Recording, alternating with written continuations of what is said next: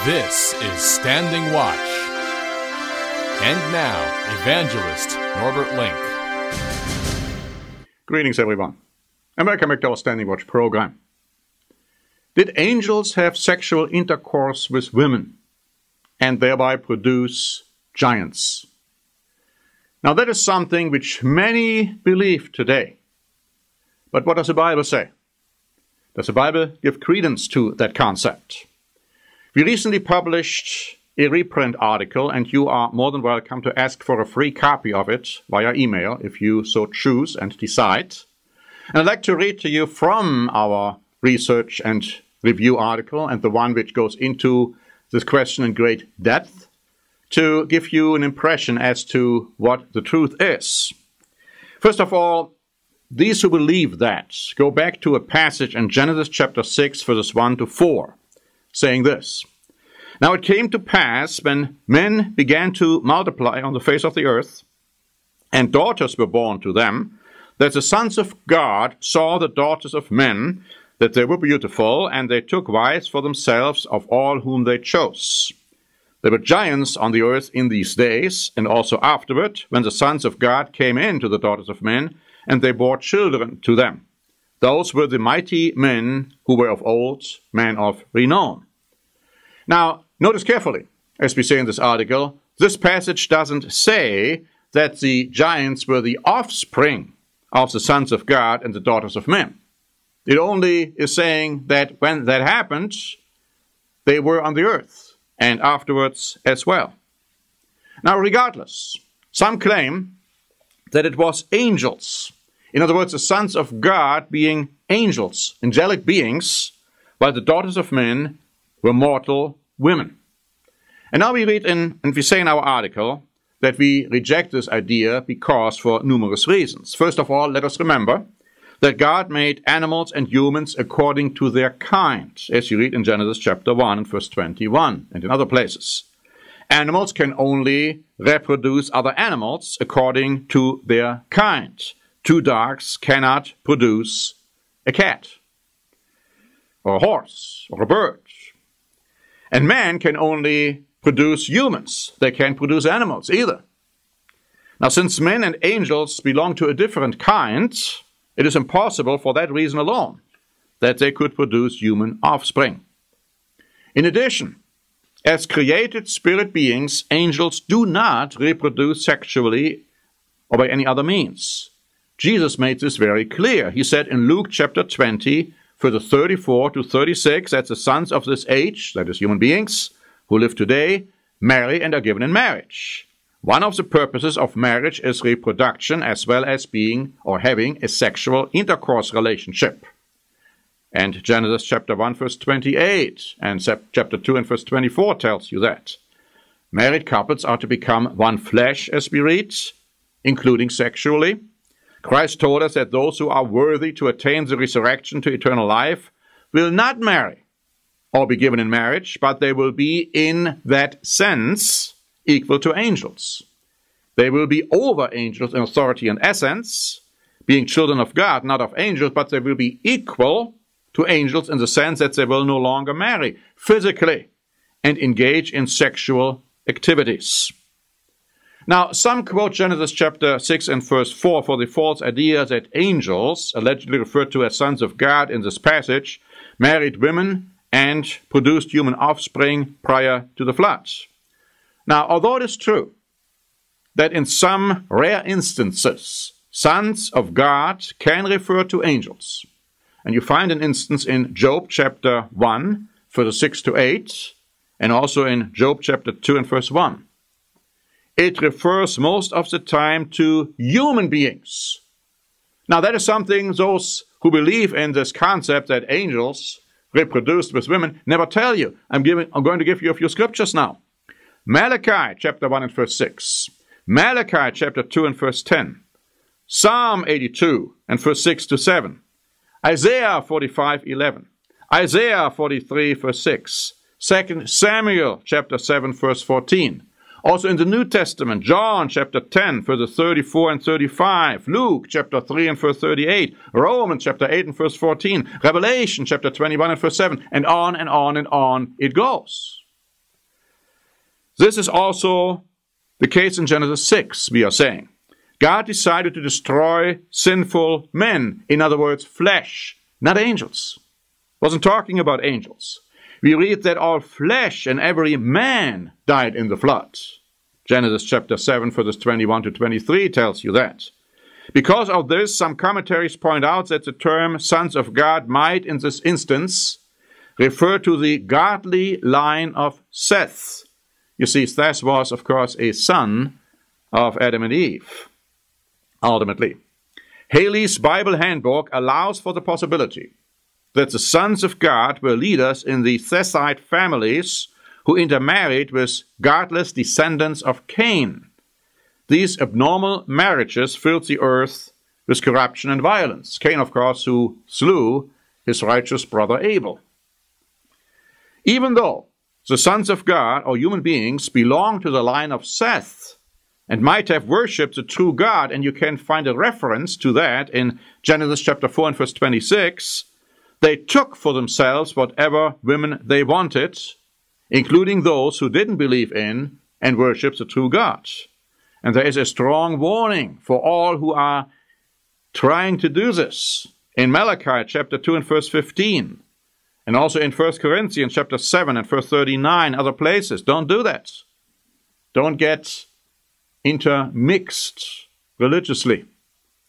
We say here that the consequences was that the wickedness of man was great in the earth, and every intent of the thoughts of his heart was only evil continually, quoting from Genesis chapter 6 and verse 5. And here are many commentaries who agree with this conclusion. The commentary of Jameson, Fawcett, and Brown agrees that Genesis chapter 6 refers strictly to human marriages, stating, the sons of God saw the daughters of men. By the former is meant the family of Seth, who were professedly religious. By the latter, the descendants of apostate Cain. Mixed marriages between parties of opposite principles and practice were necessary sources of extensive corruption. The women, irregulars themselves, or without having any true religion is what he's talking about, would as wives and mothers exert an influence fatal to the existence of true religion in the household, and consequently the people of that later age sank to the lowest depravity. Here's a comment by the commentary of Matthew Henry saying, the sons of God, that is the professors of, and I add the word true religion, married the daughters of men, that is, those who were profane, strangers to God and godliness. The posterity of Seth did not keep by themselves as they ought to have done.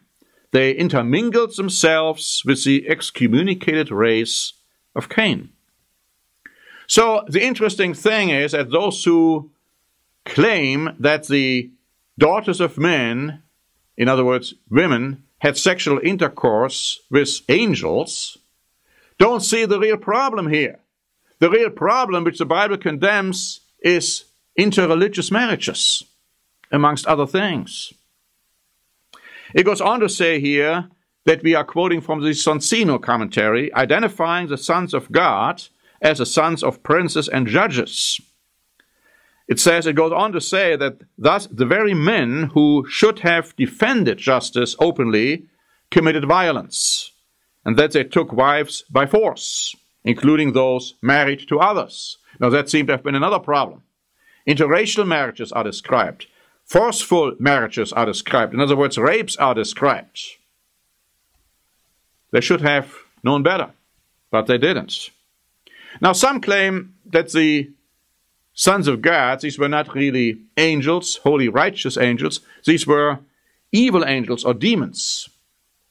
The problem are manifold with this concept. Let me just say here that nowhere in the Bible are demons ever referred to sons of God. As I said in the book of Job, righteous angels are in two places. Demons are never called that way. The Scofield reference notes have to say that some hold that these sons of God were the angels which kept not their first estate. A reference there to Jude chapter 1 and verse 6. It is asserted that the title is in the Old Testament exclusively used of angels, but this is in error. And then he gives some more scriptures proving that that is in error. we are expressly told that marriage is unknown among angels. The uniform Hebrew and Christian interpretation has been that the verse in Genesis chapter 6 and verse 2 marks the breaking down of the separation between the godly line of Seth and the godless line of Cain. So then quickly, where does this come from, this idea? It doesn't come from the Bible that angels or demons had sexual intercourse with women. It comes from books like the book of Enoch. It comes from Hebrew myth. In other words, old Jewish fairy tales. And these Jewish fairy tales, and what is written in the book of Enoch, let me just say this very clearly, is of a demonical nature. The book of Enoch is not in the Bible because it's not inspired. It's a collection of fairy tales. The biblical Enoch never wrote it. Apparently it's taken from several sources.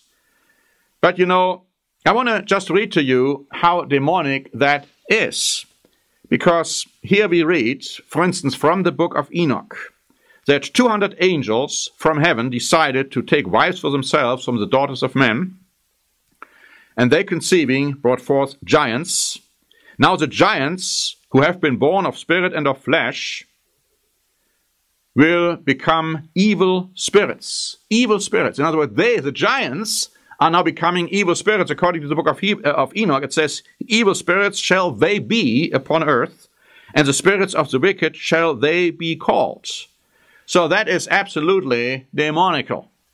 But in addition to that, the Hebrew myths even tell you that there was only one virgin left at the time, and that was the virgin Ishtar. Now the Bible defines Ishtar as a prostitute, one who was later worshipped by the Israelites. She was called the Queen of Heaven. You can read that in the book of Jeremiah, chapter 7 and verse 18, also in chapter 44 and verses 15 to 25. You see, the Hebrew myths tell you that Ishtar is now in heaven as a queen of heaven, whereas the Bible tells you this is a pagan belief based on demonic concepts, and we should have nothing to do with that. They also tell you, those Hebrew myths, that Enoch went to heaven, that he is now in heaven as our mediator. Whereas the Bible says there's only one mediator between God and man, and that is Jesus Christ. You see how demonic all of that is? You see how it's all twisting the truth? Don't you believe any of it? Don't you believe that there is a possibility even that demons or angels could have sexual intercourse with women? Because they cannot. The Bible tells you clearly that is impossible. God will never ever allow this to happen. It's just not in the cards, so to speak. So it was a mixture of religious concepts which led to the violation and the brutality on earth. A warning for us not to make the same mistake today. Thank you very much for listening. This is Norbert Link for the Standing Watch program.